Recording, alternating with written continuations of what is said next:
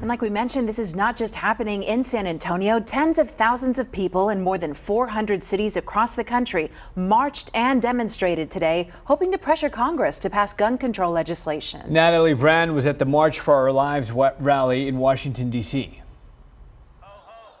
Gun violence has got to go. From Fort Worth, Texas to New York City, Minneapolis to Parkland, Florida, Americans took to the streets to demand stronger gun laws. Now!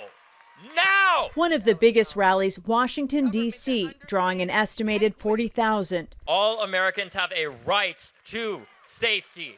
The first March for Our Lives took place in 2018 after the massacre at Marjory Stoneman Douglas High School in Parkland, Florida. Jay Doyle's son survived the shooting. He was there that day. He ended up being locked in a closet for 90 minutes. The entire Doyle family traveled to D.C. for the original march. Jay returned this year. Still trying to get some incredibly common sense rules and regulations put in place. That to me is the most disappointing thing. The Parkland massacre pushed the Republican-controlled state legislature in Florida to enact sweeping reforms, including raising the age to purchase firearms to 21, waiting periods, and red flag laws that allow courts to bar an individual deemed to be a danger from possessing a firearm. Parkland's former mayor, Christine Hunchofsky, is now a Florida state representative.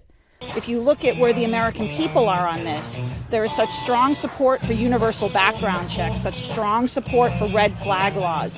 Zoe Toure survived the mass shooting at Michigan's Oxford High School last November. It's definitely still traumatic. The shooting compelled her to become involved in the youth-led March for Our Lives organization. What is your message to lawmakers?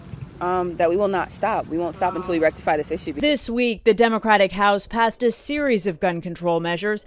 They are not expected to pass the evenly divided Senate, but negotiations continue on a more narrow set of reforms.